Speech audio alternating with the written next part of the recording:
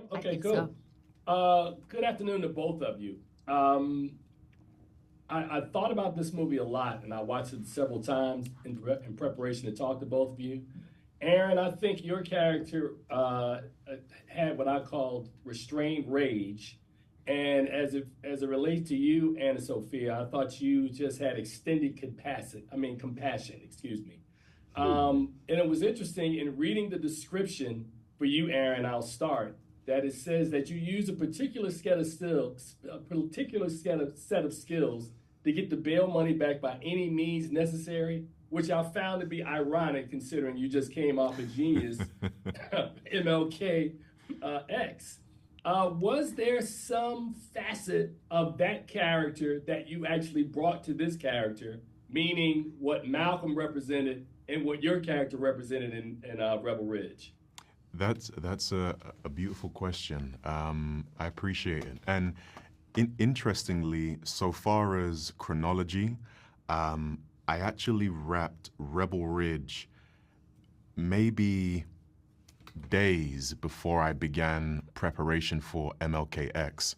But nonetheless, Malcolm X and his belief system and his strength has always been a part of my upbringing and my journey as an individual. So that is certainly things that I drew on to create this individual of Terry Richmond.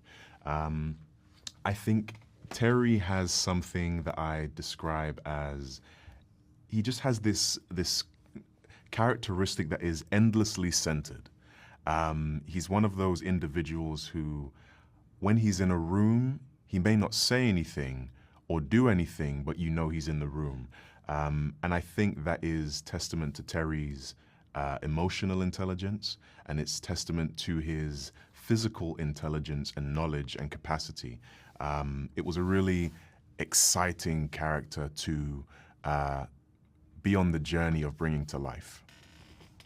Very good. And Anna Sophia, I've been watching you in so many roles over the last 20 years. You've just done so much.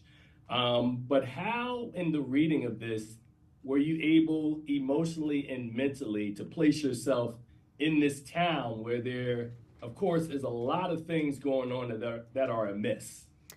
Yeah, a lot to miss. I think, I mean, when I first read this script, I never have wanted to be a part of a project so badly. I was chomping at the bit to play Summer and to play a character that she comes from a different place than I do, but I think a lot of people can relate to her. I think there's times when we feel like we're on a back foot or we're just sort of trying to get our life back in order.